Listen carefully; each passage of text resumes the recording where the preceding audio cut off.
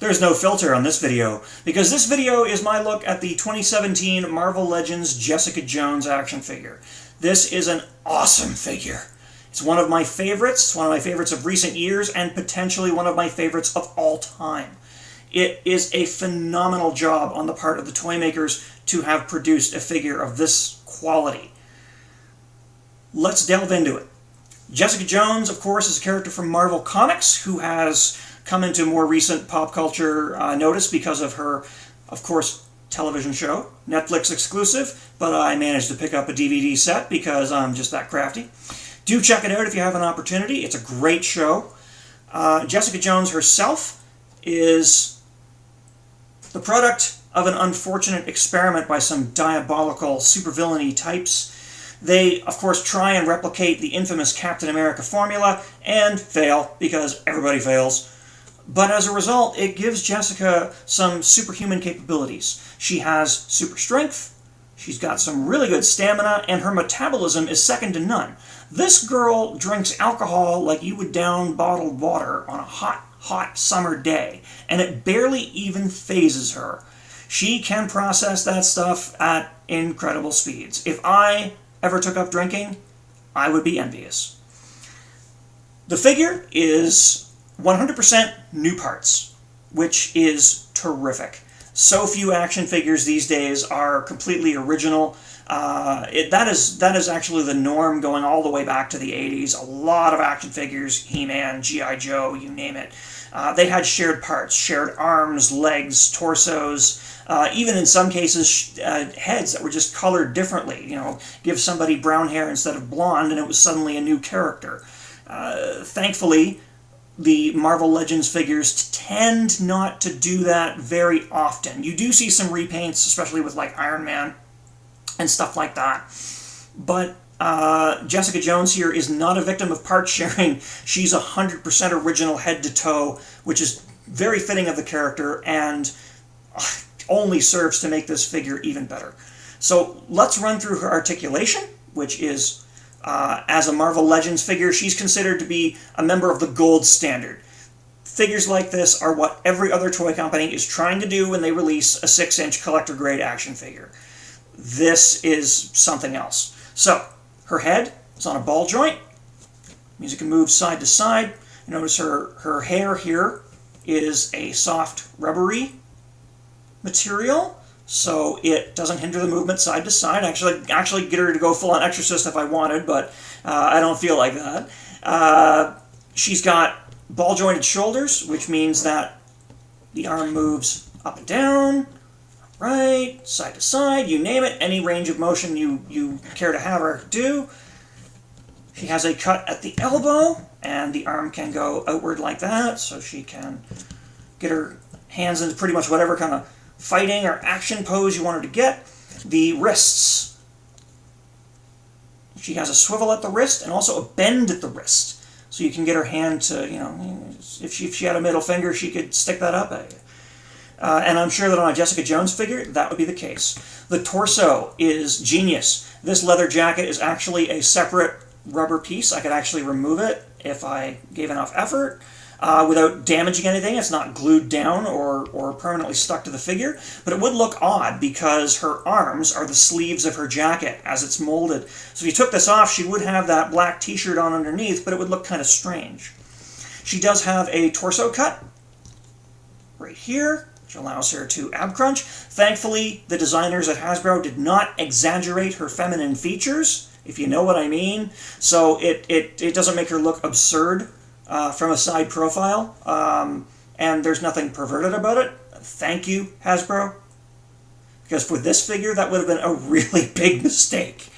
The legs are also on ball joints, so you can get them to spread right out, go side to side. You can get her into a sitting pose if you want, no problem. Full range of motion there. She has double-jointed knees, which means you can get the leg to bend pretty much any way you want, get her into a good kicking pose, get her to kick down some doors, maybe she's looking for somebody. And she's got a pivot at the ankle, and not only that, but the feet actually swing around.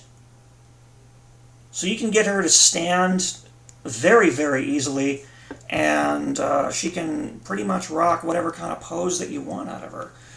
Really, the only figures that have a greater level of articulation than this are the Japanese imports, which are extremely over-articulated in a lot of ways. They have so many points of articulation they almost fall apart when you're trying to pose them sometimes. Only the very best manage to meet that kind of level of quality. So Jessica Jones is definitely an A+ on terms of molding and sculpt, and her articulation as a Marvel Legends, it's what I would expect, having collected the line for its entire span so far. The paint apps on Jessica are terrific. I love the acid-washed, worn detailing on her jeans, and I love the fact that they've taken the extreme care to highlight like the little zipper and belt buckles and buttons on her jacket, which is intricately molded. They got every little detail, and it looks phenomenal both up close and from afar. She stands out because she doesn't stand out. This is not a superhero that's dressed in a bright costume with a cape or anything. So they really got that down. The only thing I don't like that they could have added to the figure but didn't was give her an interchangeable set of hands so that she'd have a hand that was like a little bit open to hold something or interact with objects. Mind you, a Jessica Jones figure that looks like she's ready to punch something all the time isn't entirely inappropriate. She didn't come with any accessories or interchangeable parts. What she did come with was actually a part of another figure. For those of you not in the know, Marvel Legends figures always come with a part of a larger figure that you're meant to assemble by collecting an entire wave. So Jessica Jones was released alongside other Netflix Marvel figures like Daredevil, The Punisher, Elektra, etc., etc. And if you collected all of them, you would be able to build another figure, in this case, the Man-Thing. Now, Jessica did not come with this stray leg you see attached. She only came with the torso. But as you can see, even compared to her, that's a lot of figure. That's a lot of everything. And so I understand why they didn't give her any other parts or accessories or whatnot, because the Build-A-Figure piece she comes with was enormous. And that's a lot of plastic in one package, so they're just trying to save a few dollars there. Jessica, in terms of a personal history with me, well, she's only a year-old figure, so there isn't much to talk about there, but she is exemplary.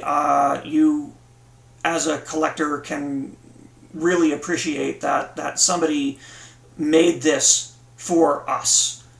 This is not a figure made for kids or you know, the casual fan. This is something really made for collectors and hardcore fans of the series, the character, the actress. I hope Kristen Ritter owns one of these because it's a decent likeness. And it is one of my favorites for all of the above reasons. They did everything right. They got the paint right, the articulation right, the molding right. All of it is right. Add in an extra pair of hands capable of like holding an object or interacting with something, and it would be a complete 100 out of 100 perfect figure. There's no quality issues with this. Everything is spot on. I love it. So what do you guys have to say about Jessica Jones? Not just the action figure, maybe the character, maybe the show. Give me your thoughts. Don't be afraid to leave a comment. I always welcome a good conversation. Like, share, and subscribe to your heart's content. And until next time, toy fans, I'll see you out there in Toyland.